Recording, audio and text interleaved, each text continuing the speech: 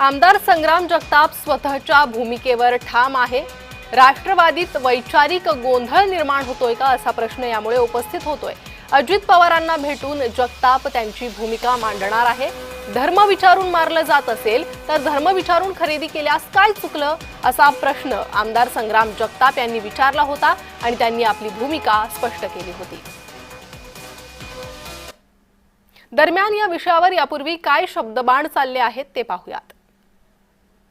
हे पक्षाच्या विचारधारेला धरून नाहीये, याबद्दल आम्हाला त्यांना नोटीस काढावी लागेल असं मी सांगितलेलं होतं। तशा पद्धतीनं नोटीस काढलेली आहे। शेवटी तुम्ही एका राजकीय पक्षाचे सभासद असला, सदस्य असला तर त्या पक्षाच्या विचारधारेपासून तुम्ही काही जरी बोलायला लागला तर कुठलाच पक्ष ते सहन करणार नाही, म्हणून नोटीस दिलेली आहे।